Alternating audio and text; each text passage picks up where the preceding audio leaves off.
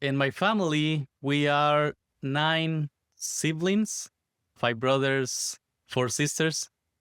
And one of my sisters, her name is Maria Felix. She is the one who invites me to know the Marianists. So the Marianists at that time, they are in Querétaro. It's 10 hours from where I live. She was already in Querétaro, so she invited me to go with them and visit them. And I did. And I love it. The Marianist way, how they live and how they work together. Brother Esteban Reyes professed first vows with the Society of Mary in 2004. In this episode of Sharing Our Marianist Stories, Brother Esteban shares about his journey as a Marianist brother from Mexico and his ministry within the U.S. province. We'll also hear snippets of some of Brother Esteban's music, which can be found on his YouTube channel in the show notes. Can you think of that first encounter where you went to Querétaro when you met some of the Marianists there? What was that like? I called them and they invited me to go for what we call Semana Santa. It's when a small group of Marianists go to the small village and celebrate Holy Week. So they invited me to have this experience with them, and I went with them. Father Mike Barber, he's already with God. He's the first Marianist that I connect with. It was at that time in Coaxacualcos in Veracruz. So it was my first connection with the Marianists. If you can, think about how that experience felt. What was that like for you? So in Mexico, Our Lady of Guadalupe is the main figure for most of the Mexicans there. When I knew that the Marianists have Mary as the main pillar in their lives, I thought, wow, this is a nice place to be. So Our Lady of Guadalupe was my first connection with the Marianists. I relate Our Lady of Guadalupe with the Marianists. So I thought, this is a good place to be, to serve God. And at that time, were you feeling a call to vowed religious life? I was so excited to know more about the religious life, but I wasn't sure yet if I was called to join religious life. But I was excited to know more about that. I went to the seminary for 2 years. The only reason was to finish my school there without any thinking to be a priest. But it's when I start to have some other feelings and say, oh, this can be a good vocation to follow.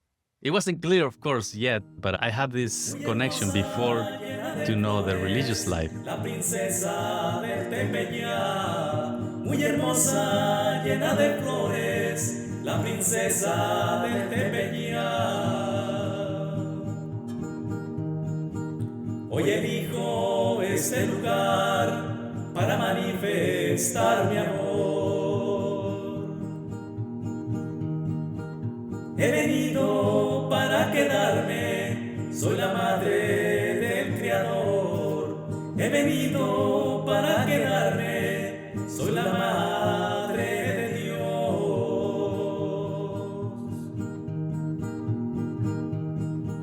Madrecita de Guadalupe, dame por siempre tu bendición. Yo te llevo en mi regazo, dulce madre de mi Señor. Yo te llevo en mi regazo, dulce madre de mi Señor. What was it that stirred that call to vowed religious life for you? I was in touch with a girl at the time, and also my first job was a musician. I was singing in a band. They sing all kinds of different music. So I was discerning what will be my vocation. And when I met the Marianists in my 1920s, I feel a strong call to serve God, but I didn't exactly know the best way to do that. So I was praying to God almost every night. I was saying, God, please give me a sign that you want me to serve you. And you won't believe this, but he gave me the sign. And it was very amazing how that happened. I was in Mexico City, visit my cousin, and still I'm in touch with God, asking him, please give me a sign, otherwise I will take the other vocation. So I went one afternoon to Blessed Sacrament, the small chapel in Mexico City, and I looked around and I was by myself. The Eucharist is positioned there with a nice flowers. I was a little, not angry, but I was pushing to God to give me a sign at that time. And when I was asking God, I said, please give me a sign that something moved, that that I will take as a sign that you're telling me that, yes, I want you to follow me. And when I was in that kind of prayer or connection, one of the gladiolus flower just falling into my direction. And I thought, oh my goodness, this is amazing. So in that moment, I feel just relaxed and no more questions. I take these signs as proof that God was calling me to follow him.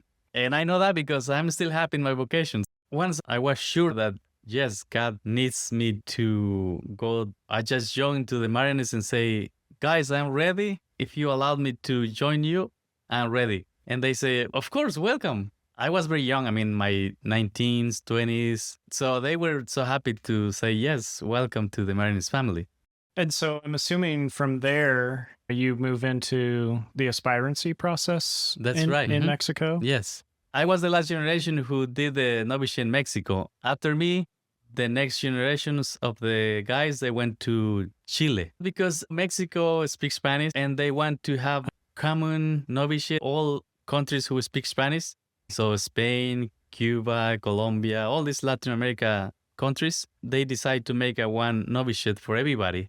But there's a moment that the general administration asked Mexico to be part of some province.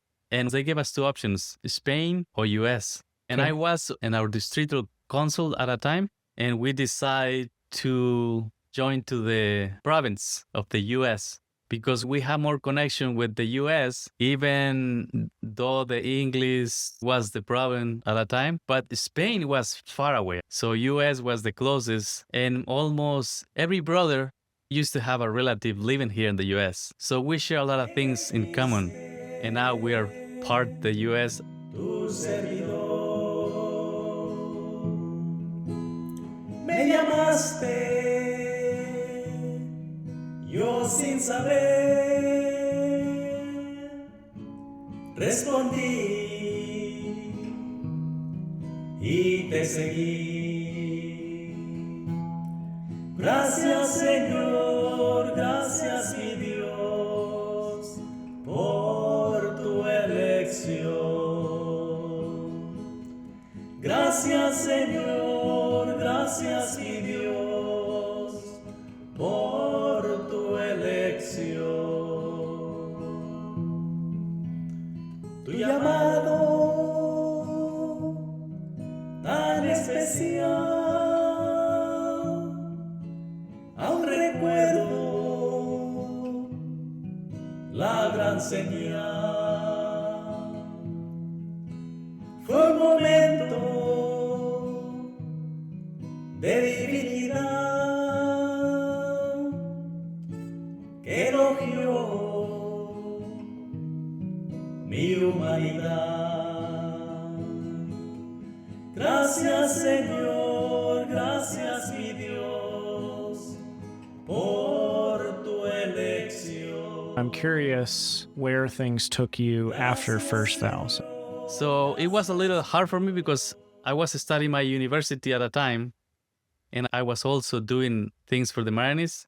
I finished my degree as a social worker, and then they asked me to be part of the district council because the council needs a Mexican who was a citizen, who is willing to connect with institutions and legal things. So I said yes. The position of the service gave me a lot of strengths in my vocation. Later on, I realized, oh, it was great. How long were you on the council? I do 6 years in a council, and then after this, they asked me if I can be responsible for the temporalities. You know, the guy who send money, work with the banks. So I work another 3 years as a temporality guy. So I finished one thing and I took another responsibility. So it was 9 years in all these administration things. After that, the district was dissolved or finished and went down to be a sector. And then there is no more district council. It's just only one guy who was in charge of the sector. Of course, I finished my responsibility and they asked me if I can do again. And I said, I think it's time for me to just focus on other activities, service in the community, mission. I was working for a year as a director of vocations. And after that, I saw the opportunity to come in here in the US in San Antonio, in our parish there, Holy Rosary. So I apply if I can come in here and learn more about the other missions here in the U.S. And thanks God, they say, yeah, you can go there. And so I came here in the U.S. and it was a new experience for me. I was in charge of the religious education for 3 years and also working part-time at St. Mary's University with the students, making small faith communities for about 5 years. And then at that point, you went to Cape May? Yes. Somebody invited me to help with the Latino retreat that happened in Cape May Point. They do every year. They asked me if I can come since I speak Spanish and the retreat is in Spanish. And I enjoyed the retreat. And I thought, oh, this is a nice place to be. So once I finished my job in Holy Rosary, I applied to the consul if I can move to Cape May Point. And I guess I behaved myself because they say, yeah, you can go there. You've been there since 2022. And what's that experience been like for you? Man, so far it's great. The place is amazing.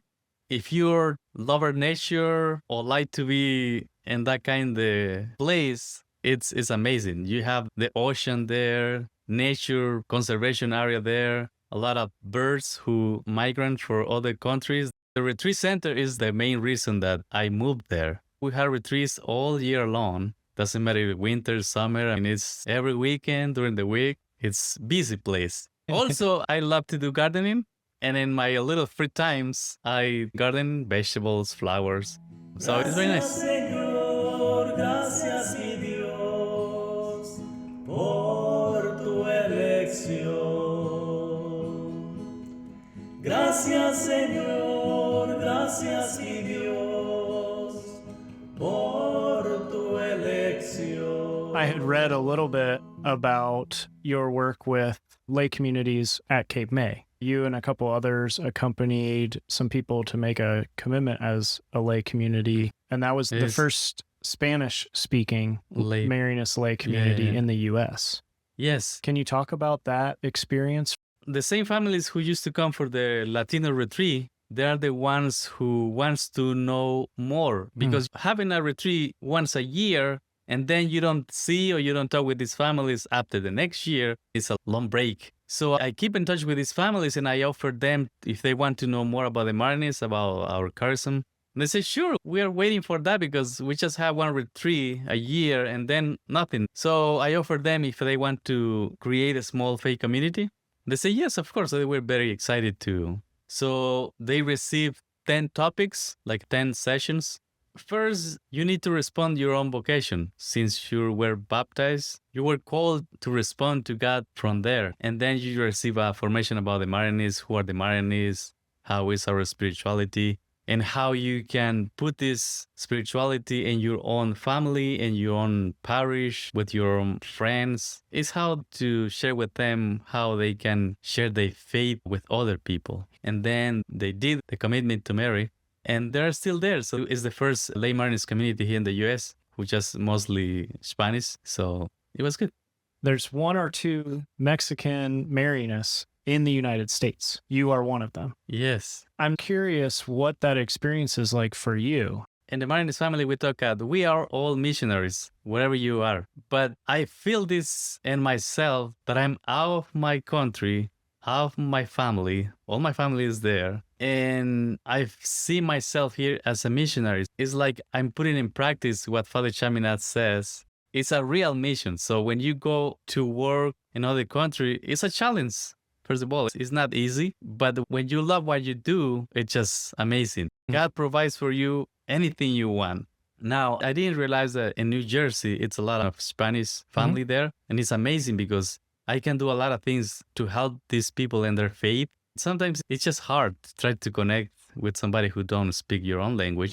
So I see myself in a good time for me to be here. I always say, I would like to continue living, working, and maybe dying here in this mission, because there is not something more value than my faith and my vocation here. I miss my relatives, my mother, but I was called to do something different in my life, and I'm trying to do that the most I can. I'm curious what it is about the Marianist charism that really fuels you as a missionary.